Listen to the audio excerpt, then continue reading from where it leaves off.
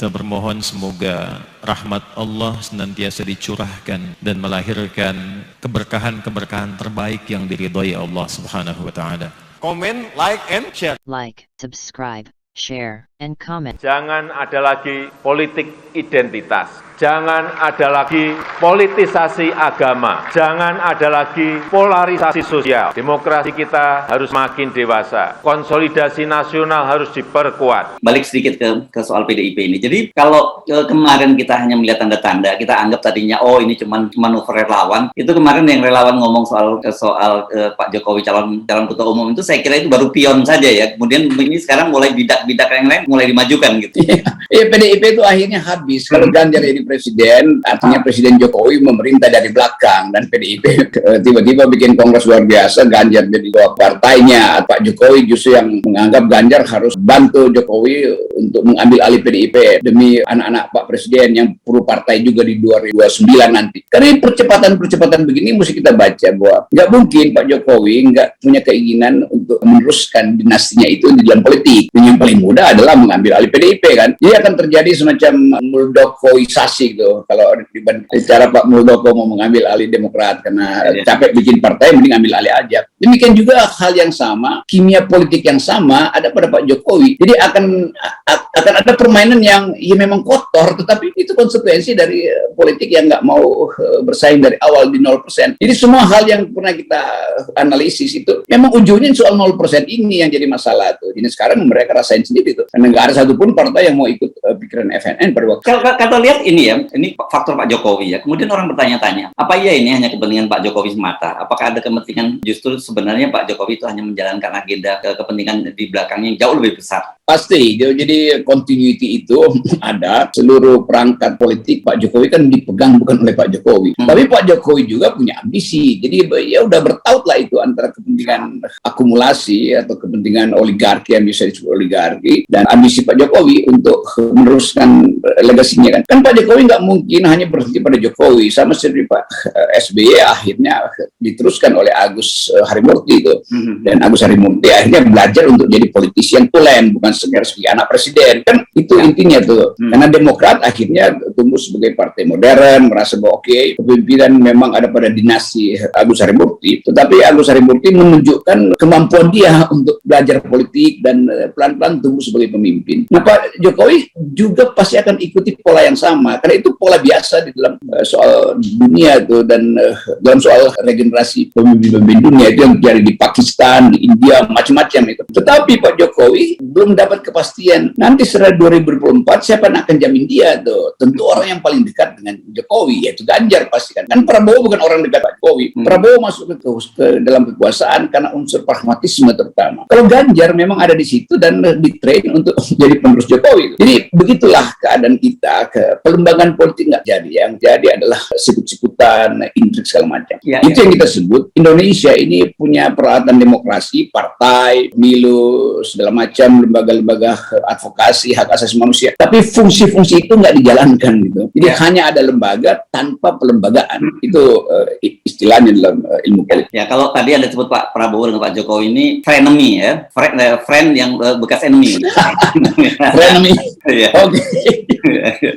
Oke, mari kita hitung kalkulasinya ya, Bung Rocky, soal apakah bagaimana peluangnya Pak Jokowi itu mengambil alih PDIP. Kalau dulu kan saya kira Bu Megawati pasti juga belajar dari kasus Pak Jokowi ketika tiketnya pada tahun 2014 diambil oleh Pak Jokowi, dan pola sama sebenarnya mau dilakukan oleh Ganjar untuk mengambil tiket dari Puan gitu. Pada waktu itu kan polanya jelas, lembaga survei, media massa yang dikerahkan, publik opini, dan tentu juga ada kekuatan anggaran, kekuatan dana di situ. Dan saya kira Bu Mega pasti paham soal itu. Tapi yang berbeda sekarang ini kan Pak Jokowi ini bagaimanapun dia seorang presiden yang resourcesnya pasti jauh lebih besar dibandingkan dengan Ibu Megawati. Iya memang, bahkan 2014 kita ada duga bahwa karena kegagalan PDIP lakukan kaderisasi, lalu sekelompok saja aset-aset kapital ini melihat potensi untuk memanfaatkan Pak Jokowi. Maka dieksporlah Pak Jokowi dari Solo atau diimpor Pak Jokowi dari Solo ke Jakarta, dan itu adalah kekuatan kapital mengimpor. Dan kita waktu itu menduga bahwa ini Pak Jokowi pasti akan jadi ketua PDIP karena harus lengkap supaya sekaligus mengontrol partai itu. Tapi feeling Ibu Mega mungkin lebih kuat pada waktu itu, dan langsung Ibu Mega Mega katakan bahwa iya ini si Kurus ini dia cuman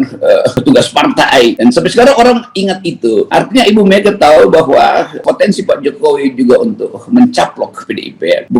Caplokan pertama sudah terjadi karena akhirnya PDIP menerima Jokowi sebagai calon presiden. Yang kedua tentu Megawati berpikir ini bisa lebih jauh loh, Pak Jokowi bisa mengambil alih partai. Jadi hal yang biasa sekali kita anggap bahwa ya karena dia presiden tentu dia ingin punya peralatan yang dia kontrol sendiri. Nah selama Pak Jokowi memerintah, Pak Jokowi nggak pernah mampu untuk menaklukkan PDIP itu kan, karena PDIP tetap merasa dia adalah petugas kami, dan Pak Jokowi tahu psikologi Ibu Mega yang memang keras kepala dalam soal itu, dan itu bagus sebagai pemimpin partai. Lalu dicari cara supaya PDIP itu jangan terlalu mengatur Pak Jokowi. Nah puncaknya tentu yang kita tahu viral ketika Pak Jokowi seolah dipanggil menghadap Megawati, itu juga membekas pada Pak Jokowi sebagai manusia Jawa yang peka terhadap sinyal-sinyal itu. Jadi terlihat memang ada masih ada unsur balas dendam yang melekat pada Pak Jokowi. Kita tahu itu dalam sejarah politik Mataram yang menyimpan dulu bergenerasi-generasi, bahkan untuk kemudian diwujudkan ketika kekuasaan udah ada di tangan seorang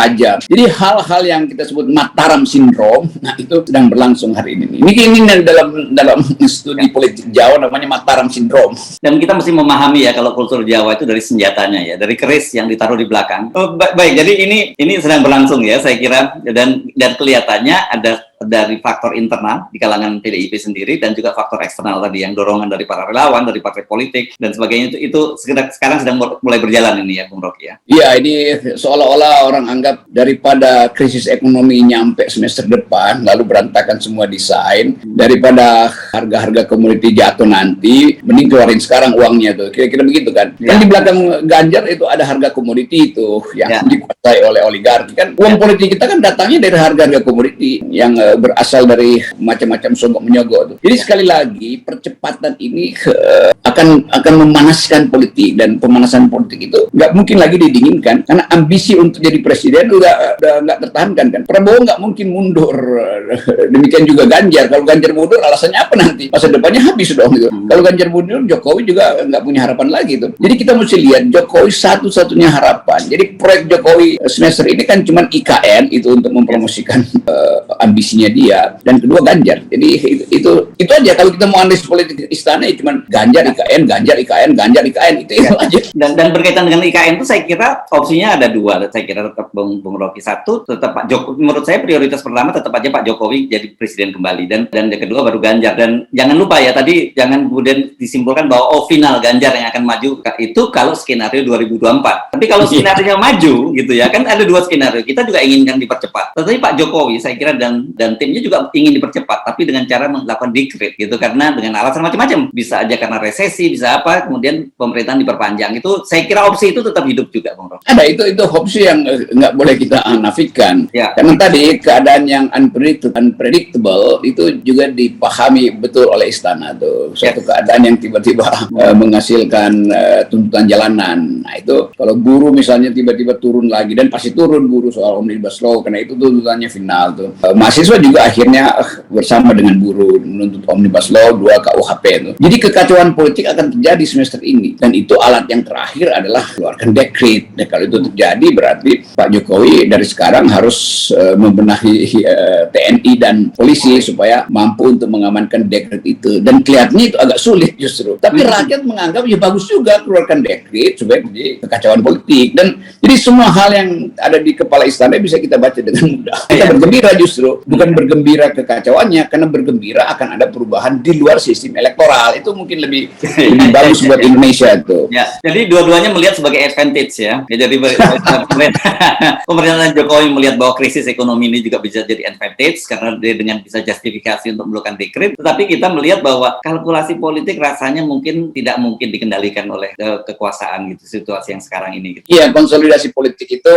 akan diambil alih oleh yang kita sebut suara rakyat itu menggumpal sekarang, dan hanya dengan satu pemimpin alternatif ya udah batal semua desain kekuasaan. Jadi kita sekarang udah masuk pada satu suasana yang kita sebut suasana anomi artinya tanpa nomos, tanpa hukum, tanpa aturan tuh. Karena memang kekuasaan mengajukan itu perlahan-lahan tuh. Jadi kalau disebut ada potensi kekacauan ya memang karena kekuasaan lakukan hal yang di luar institusi kan. Jadi semua aktivitas mengajukan Ganjar itu didesain, semua aktivitas untuk menghalangi Anies didesain, semua aktivitas aktivitas untuk mengecilkan Prabowo sebagai pesaing didesain. Nah, semua desain itu akan timbul satu waktu, dia akan dimunculkan karena nggak mungkin ditahan. Cara publik melihat bahwa ini kok desainnya kotor banget ya. Jadi kebersihan politik selalu memang menunggu kita. Dalam sejarah politik Indonesia, kekacauan itu adalah hal yang udah given itu dari 65 masuk ke reformasi. Semua itu kita tahu bahwa pada akhirnya suara yang jernih itu akan muncul. Dan sekarang kejernihan itu mulai diucapkan oleh para mahasiswa. Dan mahasiswa di UI terkoneksi dengan mahasiswa di Tasikmalaya. Tadi malam saya bicara dengan mahasiswa Tasikmalaya, mereka anggap ya yang diucapkan Bayu di UI itu, ketua BEM UI, sama dengan yang kita pikirkan. Kenapa begitu? Saya bilang, lah kita sama-sama kontak-kontakan. Jadi kita mesti paham bahwa yang diucapkan Bayu BEM UI untuk mengkritik pemerintah itu sama persis dengan hasil kajian BEM-BEM di negeri, di universitas yang jauh dari Jakarta. Nah, itu yang kita anggap bahwa ada persiapan mental dan moral dari masyarakat sipil melalui mahasiswa untuk membackup perubahan yang dipercepat. Itu kira-kira. Yes, oke. Baik, terima kasih. Dan kita selalu mengawal semua gerakan mahasiswa dengan 0%. Nah, itu dia. Mahasiswa paham betul bahwa kekacauan terjadi karena 0% diabaikan. Terima kasih.